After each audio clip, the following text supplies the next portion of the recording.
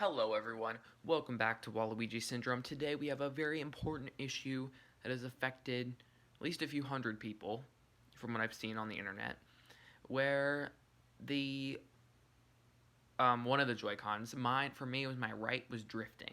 If you're not familiar with the drifting concept, basically it is when, so I have like my little right Joy-Con here,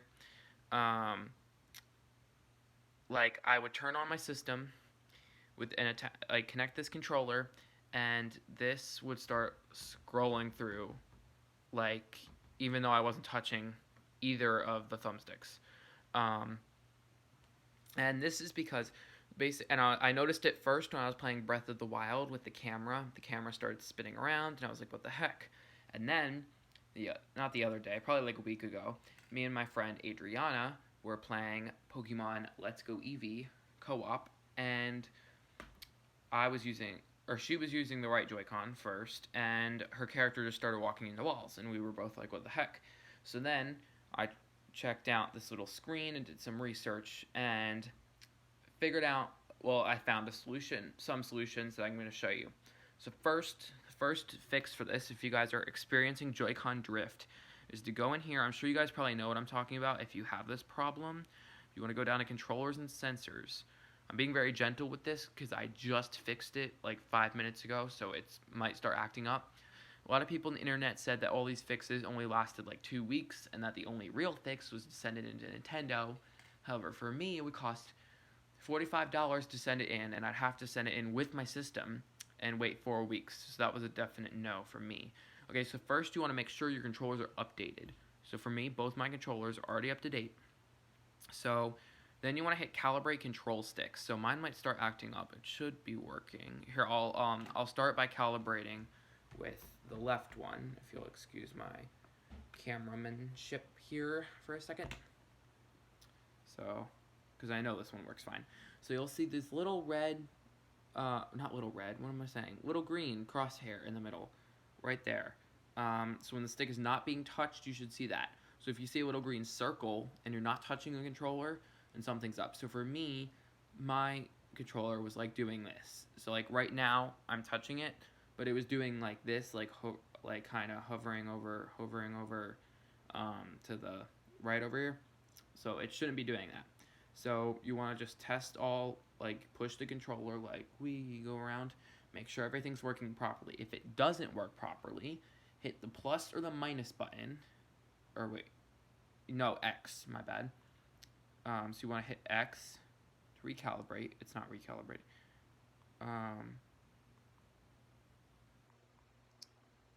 Okay, it's not calibrating.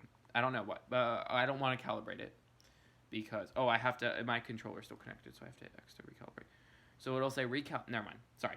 It'll say recalibrate if there's, only if there's a problem when you hit X. So then you want to hit calibrate. Oh, that's the, so you want to hit calibrate. And then it's going to ask you to move this over and then release for each side. So like you want to push and release, and then it'll say check, and you just for each side, and then you're going to want to spin it around twice. I'm not going to calibrate this controller because it's working fine. You only want to calibrate if there is a problem. So we're not going to calibrate this. Go ahead and get out. Alright, so this controller is working fine, so I'm going to go ahead and attach it. So I'm going to test this controller and see if it's working. It should be. It's working before. Like, this was the one that wasn't working. This is my right one. But it looks like it's fixed. It was kind of doing this around here, but alright, so now I'm going to show you what I did to fix it. Some people have managed to fix it just by hitting X and calibrating, or by hitting Y and restoring to the default settings, or updating their controllers. However, this did not work for me, so now I'm going to show you what I did. So I'm just going to go ahead and move my switch around out of the way here. Sorry, my workplace is very messy right now. I've got some stuff. So first, you want to make sure you have a bottle of 91 isopropyl or propyl, whatever that is, 91% alcohol, like rubbing alcohol, essentially. And I used this. Yesterday, I did use canned air to help with this problem, and that didn't fix anything. So for this method, I'm going to show you the rub. Like, basically, I'm going to go ahead and address the problem. So basically the problem with this little design is that I'm not sure how well you can see. I'll try to, gosh, the quality is really bad, but if you can see, there's like there's a little flap under here. You see right where the light is glimmering, how there's like a little sleeve.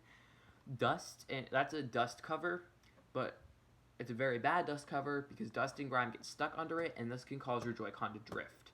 If your Joy-Con isn't drifting in handheld mode, then it's a Bluetooth problem. So make sure it's not your left Joy-Con, because there were lots of Bluetooth problems with those. And if it's your right one, you'll probably have to get it fixed. There isn't really anything you can do about that. But if it's this problem, it is fixable. However, some people said after 2 weeks, it just went back to the way it was. Some people said after 2 hours, it went back to the way it was. So you might have to constantly do this, and it could be really annoying. So you might want to just get a new one. I'm probably going to get a new one, but for now, I'm sticking with this because I need to save my money for Smash Ultimate. So what I did first was I got this plastic straw here. And this is going to be extremely hard to do with one hand, but hopefully you can just know what I'm talking about. So I'm just going to try to demonstrate it. So I squeezed the end of this and then pushed up under the flap and stuck this under, and then very lightly, without spitting, blew into it, like a little blow. And I'm not sure if that did anything. I don't think it did, but whatever. So I set that aside. Then, second, just to check, okay, so in order to help get your straw in there, you're going to want a little toothpick. So I got my toothpick right here. So you can push this, and you see how, like, hold on. Hopefully you can see, but you should be able, oh gosh, it's so blurry. You should be able to see that I'm lifting up a little flap right here. So that's where you want to stick, that's where you want to blow into, the little flap. Like there's a little white thing under there. That's what you're aiming for. Alright, okay, so let's put this back down. So then second, I opened up the 91% alcohol. Opened the cap. And then I just put a little bit, I'm not really sure how much, but a bit on this Q-tip. And then close it. Lifted the Joy-Con up and very gently pushed the Q-tip in here and rubbed around it. Like, so it did look a bit wet, and if it does, that's fine. That's how it should look. So yeah, I just rubbed it around there, and then after I did that, I went ahead and did the straw method again and blew so that I can maybe blow some of the rubbing alcohol into the little crack and crevice. So yeah, that's how I fixed this.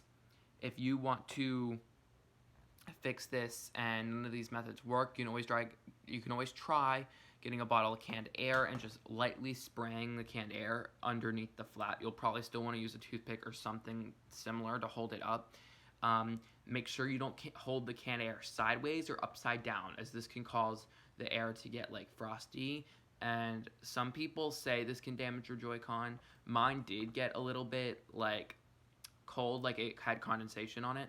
But my Joy-Con seems fine now. So I'm going to keep playing with this. I'll do like a part 2 or an update if it goes back to the way it was before with more solutions. The best solution at first would be to call, if you know when you bought your Switch and it's been within a year, you have a warranty on it. So you can call Nintendo and get a new Joy-Con for free. So that would be the best way to do it, because you'd have a brand new Joy-Con and you wouldn't have to worry about this problem again. However, my warranty for my Joy-Con expired September 23rd, which was when I got my Switch. So I would have to pay a fee. So thank you guys so much for watching. I hope these tips helped you. Sorry for the shaky camera. I'm filming with the phone, as I don't know, I just thought it would be nice to have like a close-up view of what I'm talking about, even though it didn't come out very well, but hopefully you guys can see the little like flap thing I'm talking about. If not, there's lots of other great videos that you guys can check out, and guides on the internet. If you just search Joy-Con drifting, you'll see a bunch of different stuff on it. So thank you guys so much for watching, and have a great day.